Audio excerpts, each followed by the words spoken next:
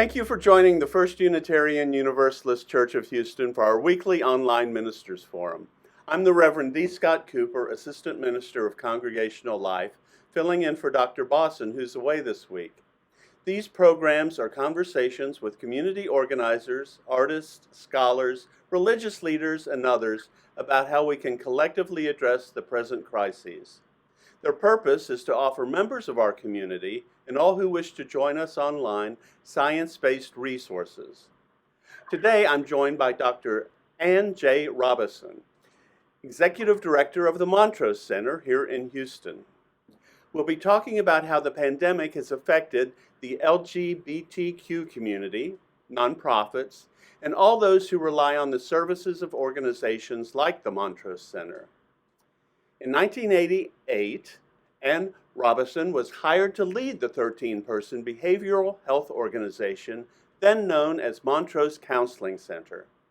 Dr. Robison has transformed that small agency with its $385,000 budget to the multi-service LGBTQ community center that exists today, with an annual budget exceeding $9 million. Dr. Robison's vision to develop programs that improve the quality of life and outcomes for consumers has been instrumental in this growth. So for those of you who are with us on the Ministers Forum for the first time, let me say a few words about Unitarian Universalism. We're a religious tradition that celebrates the possibility of goodness within each human heart, the transformative power of love, and the clarifying force of reason. We believe that we need not think alike to love alike. We hope that you find these forums a source of connection, hope, and clarity. Dr. Robison, thank you for joining us. Thank you for having us. Oh, sure. Well, of course, I want to ask how the world events of the past 6 months has affected the Montrose Center, but before we go there, I want to make sure that those watching know all the amazing programs you were offering even before the pandemic. The Montrose Center provides counseling and therapy services, support groups, and support for victims of hate crimes and domestic violence, general wellness programs. In 2013, the name was changed from the Montrose Counseling Center because you offer so much more than counseling. You offer services that are directed towards community building and general recreation. You rent space to other groups, and your services are available in both English and Spanish. So please tell us some more about some of the great programs that you offer. Oh boy, well that's a broad question. So you did mention some of them. I'll just kind of add to that list. So we've always done behavioral health, and that includes substance use disorder outpatient treatment as well. And so we do an intensive outpatient, which is 4 nights a week, and a step-down relapse prevention program, which is 1 night group a week, and then they have individual sessions weekly also. Then in our HIV services, we do street outreach testing. We do HIV testing, sometimes Hep C testing, TB testing when we can get the serum. And we use a bunch of evidence-based practices to help link special populations into care. Like we work a lot with people who have been in prison or jail and are reentering into the community, and they don't get a lot of transition support coming out, so we offer some clothing, some food, some toiletries. We have housing options, and we make sure the big thrust, if they're HIV positive, is to make sure that their medications continue so that they don't have a break in the medications, because that can really cause problems with drug resistance and maintaining their viral load suppression. In our anti-violence program, you mentioned hate crimes and domestic violence. We also serve human trafficking and sexual assault. With the domestic violence, we do have some rapid rehousing where we can take people who have to flee their home environment. We put them up temporarily for 3 to 5 days till we can find an apartment for them, and then we can pay their rent for 6 months, as well as do all the wraparound services to make sure that they have a job, they have income, if they have kids, that their kids are taken care of and go to school, and that we deal with the trauma. With human trafficking, we actually have 2 staff members who are part-time who go out into the area and do street outreach looking for young people who are doing survival sex or just homeless and living on the streets, and then we try to pull them in to get services, and that's an ongoing effort. You don't usually connect with the person the first couple of times you see them. We have youth rapid rehousing. It's really young adult, ages 18 to 25, and we're part of the Way Home coalition through the Coalition for the Homeless, where we can pay rent for up to 12 months for someone in that age group that's been through the screening process and works with a case manager to learn life skills and get a job and make sure that they're settled and productive.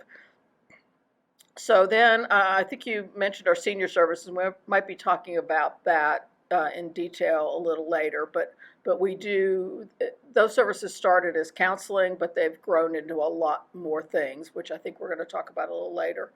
And then our youth services, we absorbed what used to be called Houston Area Teen Coalition for Homosexuals, and we just now call it Hatch Youth because that term homosexuals is kind of clinical and doesn't really speak to the youth. It's limiting. We see not only youth who are LGBTQ, but also their allies are welcome. And in normal times, we see the youth 3 nights a week here for a 3-hour meeting. First hour is social, second hour is a program, maybe history, maybe a prevention message, maybe an art project. And then the third hour is a support group led by peers. And I think besides a lot of housing services that we have, we do a lot of rental assistance and housing case management. And then during a disaster, which COVID is declared to be, I mean, we did this during Harvey and Ike and Katrina, but we're now applying those same principles to COVID. We've been one of the distribution sites for the United Way, and I think Houston Foundation put in some money. The county has put in some money, but we've been a distribution site for rent assistance, utility assistance, food cards. We have also just been able to do a little bit of flexible spending, like if somebody has a car payment or something. So we have become, starting with Katrina, kind of a disaster assistance site as well. So I think that's kind of an overview. Yeah, I was going to bring up Hatch because that was a program started here at our church, and right. You all took it over. I didn't know what the acronym stood for, so that's interesting. Yeah, but like I said, we don't use that anymore because it just doesn't. I mean, it's the community itself, but the youth at a much more rapid pace has just grown away from those terms. Oh, sure. You were talking about rental assistance. I'm disturbed when you read the estimation of how many homeless youth fall into the LGBTQ category. I read like 40%. Yeah, that's a national figure. We have found here it's more like 25%, but that's still awful considering the percentage, this percentage in the community that the youth are. It's very disproportionate that LGBTQ youth become homeless and need that kind of assistance. Partly, I mean, you would think it would be higher in the South because we do see a lot of people that come to Hatch or that approach us in the schools when we go into schools or that call our hotline who they're struggling with their parents who might be very conservative, and their faith tells them that this is a terrible sin. And so we encourage youth not to come, if they're in that situation, not to come out to their parents until they're at least 18, when they have access to more resources and they can make decisions for themselves. But sometimes it's not an option, and they end up with staying at a friend's house or on the street, or grouping up with some other youth and sharing an apartment. But that's why we have a collaborative under the Coalition for the Homeless with Covenant House, us, and Salvation Army, where we tend to get we get the LGBTQ youth, but we're all three kind of doing the same thing for age 18 to 25. You mentioned human trafficking, which I would imagine disproportionately affects young people. Yeah, and what we've seen, some youth that, I mean, they don't have to be from out of the country. It can be local, and because we are intersected with 2 interstate highways, Houston sees a lot of movement in and out, and sometimes it's based on the weather, but we have seen some youth in the bar scene who were being exploited. We have seen some youth that have come here from Central and South America with limited English, and they have been trafficked. I mean, they're based maybe out of the bar. It's not to say that the bar is complicit in that, but I mean, that's a place to find people. And, you know, the corner of Montrose and Westheimer it's not so much anymore because Montrose has been so gentrified, but it has been a pickup place for decades. Thank you so much for the work that you're doing. My heart goes out to those young people who are struggling, so thank you so much. Of course, at the other end of the age range, you have a variety of programs for seniors, which you mentioned just a few minutes ago. And I love the acronym that you all came up with, SPRI, which stands for Seniors Preparing for Rainbow Years. And so I have a birthday coming up, and at that point, I'll be eligible to take advantage of some of those programs. I want to know all about them.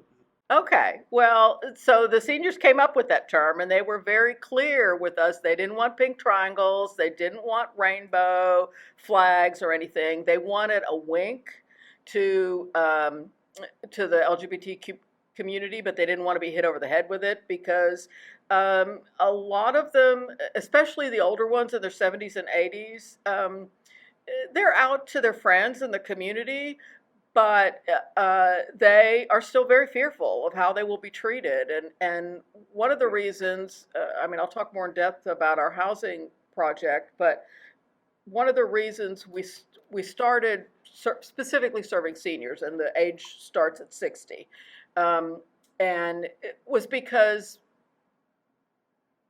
we felt like that was an invisible part of the community. The gay community is especially the gay male community, is very body image conscious.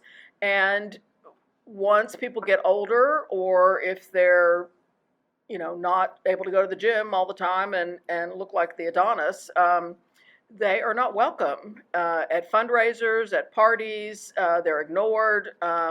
We had people tell us, when I go to McDonald's, I get a discount, and nobody in the gay community gives us a discount. We don't get a discount at the bars. We don't get discounts at fundraisers. So we started doing that, giving a discount for people age 60 and older if they wanted it. And then we started doing some outreach, and we found that this is a community that is very resistant to behavioral health services. They want to pull themselves up by their bootstraps and take care of themselves, and they don't usually ask for help. So we had some peers go out and do a lot of outreach with starting with the groups, and then getting into the much more harder to reach people that are kind of homebound. So we have we have some peer support groups. We have some professionally facilitated support groups. We have individual counseling, we have psychiatry, but the thing that we started maybe about around 2008 is what we call the Montrose Diner, and it is a area agency on aging congregate meal site, but that's not why they come. They come for the socialization, and we found once we were able to do that kind of more natural social time, because they come from 9 to 1 pre-COVID, and they would, play games, drink coffee, do puzzles. One guy brings his little bonsai trees and talks to people while he's doing those, and they would come for the social contact. And so we actually reduced the number of support groups that we do, because they didn't need it as much, because it was more natural. So now we're having to deliver boxed meals, and they're getting their food, because there are some that are very food insecure. One person told us now they have enough energy to walk their dog because they were only eating one meal a day. And so we're delivering the meals so they get that, but they're not getting the companionship and the socialization that was a really strong component of that program.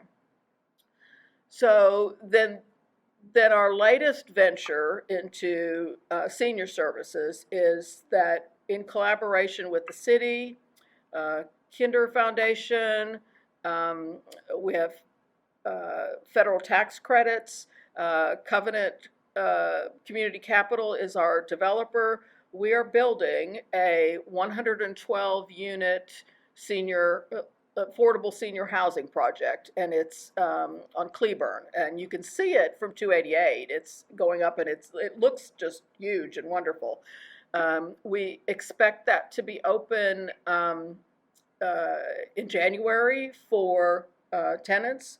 We are taking names and phone numbers and emails for interest right now, so I wouldn't wait until, I think it's going to be very popular, so I wouldn't wait until it comes time to submit applications. We have an email list where we send out updates to people, and you can see pictures on our website. But this 112 units, some will be double, and so we expect to house about 150 people. And there will be a social services department there from us, which will have our outreach workers and a clinician, a counselor there. And then Legacy Community Health will have a small primary care clinic there. The clubhouse will have we're moving our congregate meals over there. And so we're building a community of seniors. And this is in collaboration with Third Ward seniors as well. We have done some work to work with the Emancipation Economic Development Council to make sure that seniors that are living in Third Ward and are being displaced by gentrification, much like the seniors that we have served are being displaced from Montrose, also will have access to this. I know that Houston is changing a great deal right now. I happen to have moved here from Dallas and moved to Midtown, and people told me it doesn't look anything like it did 10 years ago. Oh, no, it doesn't, yeah. Oh, and I should say, too, the eligibility for the senior housing, the age is 62, and it is purely based on age and income. That's the eligibility. Because we're getting about, I think it's 15 million in federal tax credits, we follow the equal access rule, which means we cannot discriminate for gender, sexual orientation, or a myriad of other things. Well, I have certainly heard that there have been people who have been out for years and find when they move into a retirement home, they have to go back into the closet because there's no one there they can connect with, and sometimes those places can tend to be a lot more conservative in the populace, and so it's very sad when people have to change what they've become as they grow older. So I so applaud you for this effort. It sounds fabulous. That is exactly why we did this, because we were hearing from people who could no longer afford to live in Montrose. They were retired, they're on fixed income, they'd moved further out, and in their apartment complex, they were afraid to be out. People who'd been out for 60 years, and they were afraid to put out magazines, to have their friends visit, to if they have dances at the apartment complex, dancing with their partner, even living with their partner. So when we were hearing that, we talked with, I visited some around the country, and then we talked with some of the other LGBTQ community centers that had senior housing or were starting to have it, to really learn how to do this. And we're not housing developers, so we partnered with a nonprofit developer here locally who cared about our mission and had done a lot of senior housing and really knew their stuff, but that it was a nonprofit, and that was very important to us. The builder's not nonprofit, the builder's Camden, but Camden does very quality projects, and we were very happy they agreed to come on with us. Excellent, excellent. You mentioned that the Montrose Diner had to close down because of COVID, which totally makes sense. And I didn't realize you were sending box lunches to people, so thank you for continuing that. So what other programs have been affected by the pandemic there at the center? Well, we have had probably 20 support groups that meet here that we give free space to, but it's volunteer peer-led facilitators. They've had to all move online. Our whole first floor are meeting rooms, and so that has stopped. And we're kind of following the lead of the United Way's community center, and we, at this point, probably are looking at not opening back up until January. But we also have a lot of 12-step meetings on the first floor, and they have had to go online. Some of them had come and met in the parking lot a little bit. And all the Hatch programming has moved online. We're just going Zoom crazy. And all of our counseling and substance abuse work, we're using telemedicine, telehealth. We have special equipment and software to be able to do HIPAA-compliant meetings, not only individually, but also couples and groups. And then all of our case management, they were already able to do a lot by phone, but now they're doing a lot more. And we can also do video conferencing with those clients. But really, the client only has to come here when it's time to either pick something up or sign something. And they don't have the technology at home to do that. So, and the one thing we learned, we were really able to gear up pretty quickly to go telehealth, because we had started a pilot in like October, and so we'd had a few people that had tested it out. So we just, scaled up very quickly. But we found that the issues with the clients are that they either don't have the tech at home, even a smartphone, or they don't have privacy at home, or they may have the tech but they can't figure it out. So we've also got 2 rooms here where a client can come here, use our equipment, and do telehealth with the counselor or the case manager, who may be in the building or may be at home. So we made that arrangement just to make sure that people had as much access as possible. That's a great idea, making a place available for people who may not be able to figure out the technology on their own at home. Yeah, we were having people reporting having to do it in their car too, because they didn't have privacy. They had roommates or their family, and they didn't want to have an hour-long phone conversation in their apartment and have people over here. So they go sit in their car for, and that's, in the summer, that's really bad. Oh, yeah, definitely. How great that you had started that in October, getting ready for something you didn't even know was coming. Right. I mean, well, we knew our plans were to be available. I mean, Houston's a large city. It's 50 miles across, and there are people who have trouble getting here. It takes, especially if they're taking public transportation, it's a huge chunk out of their day. But we were also working to be able to try to serve some more rural areas, people who are LGBTQ and live in a more rural area where there's no resources. And coming into Houston was a very big barrier. I mean, I can remember when I first started here, we had clients coming from Shreveport, Louisiana, from Victoria, from Longview, and those clients had to come on a Saturday, and it took them pretty much all day to have one counseling appointment. Wow, wow.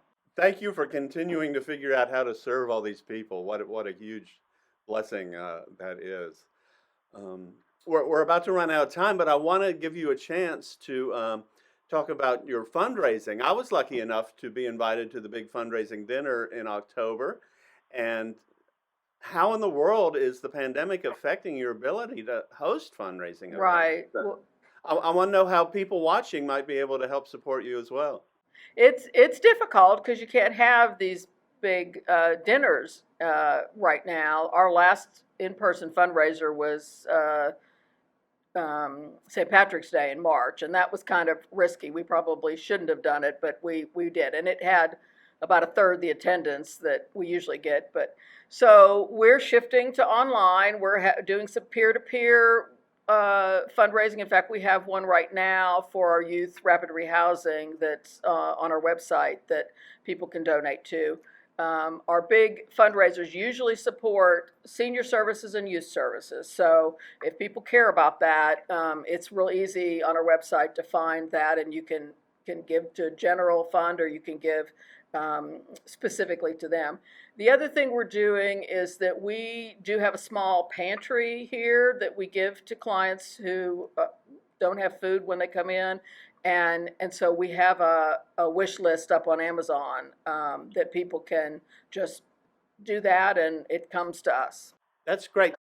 And I just want to say, we are doing, if people are really, really interested in senior housing as donors, we are giving private tours, hard hat tours. It's a little hot out there now, but if anybody is really interested in investing in that for seniors, we can arrange a tour. Oh, that would be great. No, I was just going to say, be sure and tell us what your website address is so we can check that out. It's just montrosecenter.org. If I go to Amazon, how do I find out where your wish list is? Well, that's a good question. I think you can put our name in, and a lot of nonprofits have wish lists up there, but we also have a link on our website to get to the wish list. Perfect. Thank you so much for doing this with me today. I've really learned a lot, and again, thank you so much for all that you're doing. I enjoyed it. Thank you so much.